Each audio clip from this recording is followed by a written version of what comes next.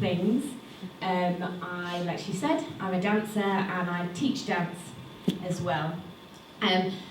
Influencer is sort of in inverted commas because the term makes me cringe, and I definitely don't sell teeth whitening kits. But I couldn't think of another word that would best describe everything that I do and sort of explain why I'm stood in front of you today.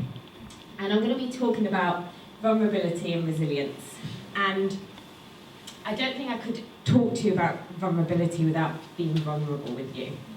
So the avenue that I've sort of taken to hopefully help you understand these two things is to share some personal experiences and some things that I've been through over the last 2 years, and these huge 2 lessons that I've learned, and why I think without these 2 things, you're not going to get to that place that everybody wants to get to. And it obviously all looks different to everybody. To your happy place, to your goals, you know, to whatever success looks like to you. Yeah. So, my journey. I kind of felt like I did everything the right way. I had a great childhood. I've been very fortunate. I hadn't really had any huge traumas in my life. I went to university in 2011. I studied dance, a BA Honours degree in dance. 2014, I started my own business, Rhythm State Academy, which is a dance school. 2016, I got married. 2017, I completed my PGCE, which is the qualification to be a teacher. Later that year, I put in an offer on a house, which was accepted. 1 month later, I found out I was pregnant. 2018, I moved into that house, and 2 short months later, my daughter Nia arrived. So the reason I put ticks is because I was ticking those boxes, yeah? And I felt like I'm bossing life. I'm not even 30, and I've ticked all those things that society says we need to do. I've ticked it off, yeah? I'm doing really well here. I'm really succeeding. I'm happy, yeah? This is what I should be doing. I've followed a career that's my passion. All the things that I've done them in the correct order, and everything is fabulous. Until my waters broke at 31 weeks. That's a picture of me in the hospital. 3 days later, my contractions started. My beautiful little girl, Nia, was born. That's a picture of me. That's the first time I got to see her. When she was born, she was taken straight away from me. I wasn't able to hold her or anything like that. She went straight into the intensive care unit, and I couldn't go and see her initially because my legs were still numb from the operation. So I had to wait a couple of hours before I could even go and see her. So that night, so I had a 36 minutes past 9 at night, and that night she deteriorated really, really badly, and the doctor came into the room at 4 a.m, and you know the energy from a doctor when it's not good news. And all he was saying to us was, she's really sick. So any questions we had, he didn't have an answer, he didn't want to answer, it was just, she's really sick. So you know the energy that they're bringing off, you know what's coming. So they said they were going to transfer her to a more specialist hospital that were better equipped to deal with her needs at that time. So that's her, ready to go to the new hospital in the incubator, and the amazing ANTS team transferred her safely to the specialist hospital, and my husband went with her, and I had to stay at the hospital, so I wasn't actually allowed to leave until I was discharged from my hospital. So she'd gone to this other hospital, and I had to sit and wait, which was painstaking. So that's my mum with Nia at the other hospital. We discovered through all the tests that they'd done at the more specialist hospital that she had sepsis when she was born, which was why she went downhill so quickly. And she had sepsis because she contracted Group B strep. I'm going to just talk really quickly about Group B strep because I've sort of made it my mission to tell anybody who will listen so they can tell their pregnant friend or if they have babies in future. Group B strep is just something that you carry. You won't have any side effects, you just oral carry you on. Yeah, you don't catch it from anybody, but it's only dangerous if it's passed to a baby, and a lot of the time it's passed in labour. The UK is actually one of the only Western countries that don't standardly test for Group B strep in women. But you can pay £40 to do a test privately at home, send it off. If it's positive, you take it to your midwife, and actually you can just have antibiotics in labour, which rapidly reduce the risks of it passing to the baby. So I just wanted to share that with you because I think it's really important. I've never heard of it, and it's something that's so easily avoided. If you want to know any more about it, contact me today, ask me any questions, or contact me on Instagram. I've got loads of information and things that I can share with you outside of that. That was me when we sort of got transferred back to our local hospital, and then that was when she came home. So she came home on oxygen. She spent 6 weeks in total in the intensive care unit. Watching her and the other babies fight for their life was a huge life-changing moment for me. I think your perspective on life is different after you've been in an environment like that. Nia was £3.7 when she was born, and in the specialist unit she was actually the heaviest on her ward. So to see such a tiny baby be so resilient and strong, I became so much more grateful for things that I would never be grateful for. Most new moms dread the sound of their baby screaming in the night, waking you up, whereas all I wanted was my baby next to me, screaming and waking me up. So I think it taught me huge lessons in gratitude, and she taught me a lot of lessons in a lot of other ways.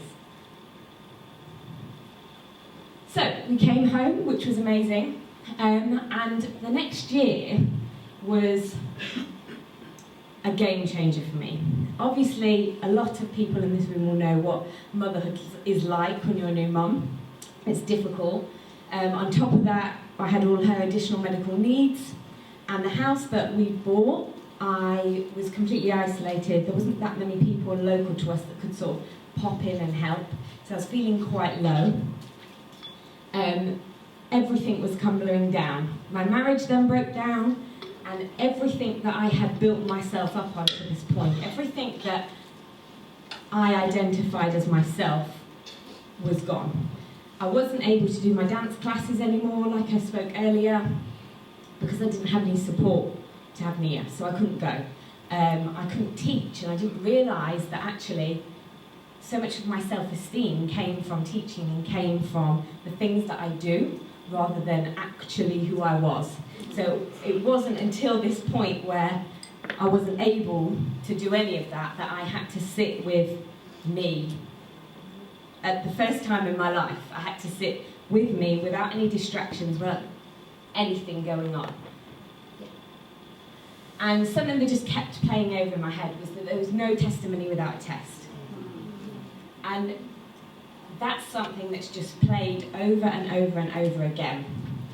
And I really believed in those moments, in those struggles, that these tests were then going to become my testimony, and they would allow me to move into a different phase in my life, and then hopefully explain and have a platform to teach people about the things that I learned. I was forced to learn how to be my authentic self. I had to be willing to let go of who I thought I should be in order to become who I am. And that was a lesson that I don't think I would have learned in any other set of circumstances, because my crutches of what I do, who I dance with, what my accolades are, were defining me, yeah? All those tick boxes were defining me until this point. Yeah. In my sort of fog haze moments of complete where do I go from here, I discovered Brené Brown. Has anyone heard of Brené Brown? Fabulous. If you haven't, write her name down on your books. She's done an amazing TED Talk that went viral. She also has something called A Call to Courage on Netflix, which is amazing. She talks about vulnerability, and she talks about it as courage and not weakness. A lot of us view vulnerability as a weakness.